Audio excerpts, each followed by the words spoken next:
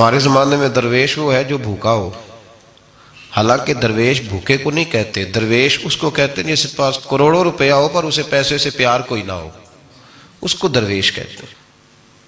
لوگ آ کے پیر صاحب سے کہتے ہیں دعا کریں کام چل جائے، تو اللہ کے بندے کے پاس آ کے اس چیز کا سوال کر رہا ہے جو اللہ نے کافر کو بھی دی ہوئی ہے، جو بغیر کلمہ پڑھنے کے اللہ نے کافر کو دے دی ہے، وہ تو بیعت کر کے مرید ہو کے وظیفہ پڑھ کے حاصل کرنا چاہتا ہے۔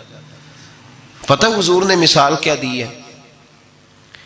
مثال میرے محبوب کی اگر آپ مثال کو سمجھیں تو کمال ہو جائے۔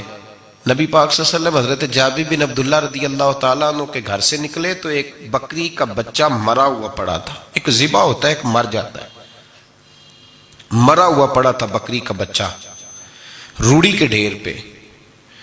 حضور نے صحابہ کے دلوں میں نقش کرا دی بات، بکری بچہ مرا پڑا تھا تو حضور وہاں رک گئے۔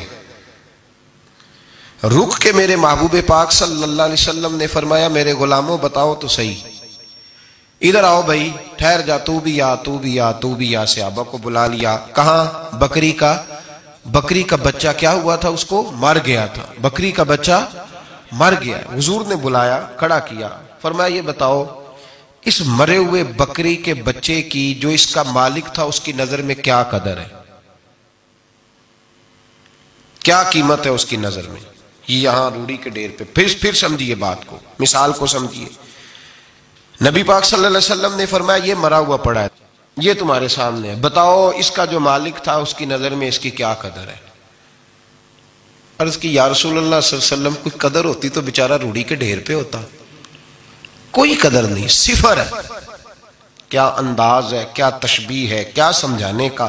محبوب سمجھایا نہیں کرتے تھے، بات پلا دیا کرتے تھے، نقش ہو جاتی تھی دلوں میں، نقش کر دی میرے محبوب نے، بات سمجھائی تو نقش کر دی۔ فرمایا میرے غلاموں یہ اس کی کوئی قیمت نہیں تھی تو تب روڑی کے ڈھیر پہ پھینک دیا نا اسے مالک نے۔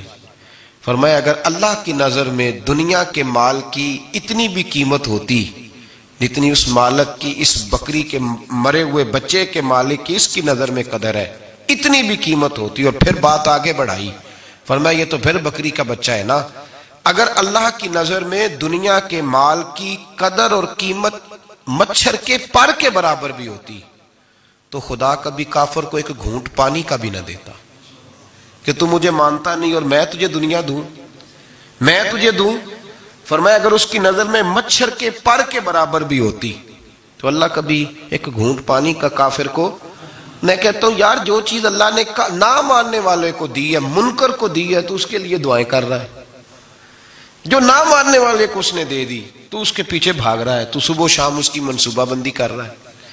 صوفی کے لیے، درویش کے لیے، راہ طریقت کے مسافر کے لیے، مسلمان کے لیے سب سے زیادہ زہر یہ ہے کہ وہ زہر پیتا ہے اگر دنیا کی محبت میں جیتا ہے۔